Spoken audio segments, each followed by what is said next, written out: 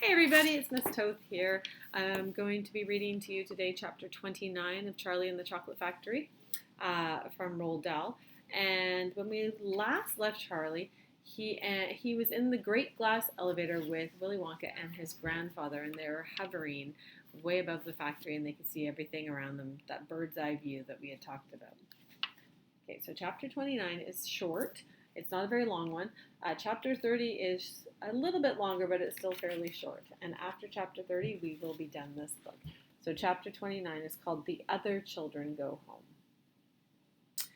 We must go down and take a look at our little friends before we do anything else, said Mr. Wonka. He pressed a different button and the elevator dropped lower, and soon it was hovering just above the entrance gate to the factory. Looking down now, Charlie could see the children and their parents standing in a little group just inside the gate. I can only see 3, he said. Who's missing? I expect it's Mike TV, Mr. Wonka said, but he'll be coming along soon. Do you see the trucks?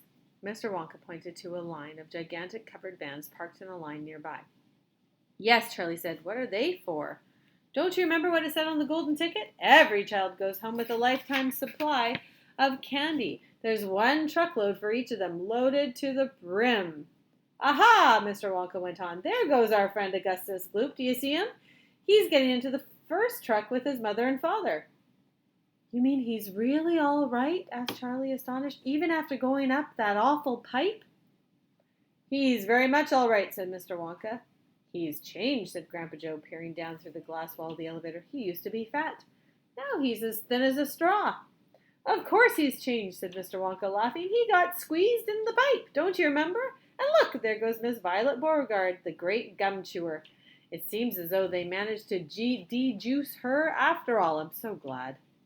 And how healthy she looks, much better than before. But she's purple in the face, cried Grandpa Joe. Oh, so she is, said Mr. Wonka. Oh, well, there's nothing we can do about that. Good gracious, cried Charlie, and look at the poor Veruca Salt and Mr. Salt and Mrs. Salt. They're simply covered with garbage. And here comes Mike TV, said Grandpa Joe. Good heavens, what have they done to him? He's about 10 feet tall and thin as a wire. They've overstretched him on the gum stretching machine, said Mr. Wonka. How very careless. But how dreadful for him, cried Charlie. Nonsense, said Mr. Wonka. He's very lucky.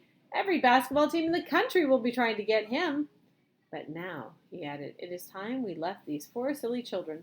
I have something very important to talk to you about, my dear Charlie. Mr. Wonka pressed another button, and the elevator swung upwards into the sky.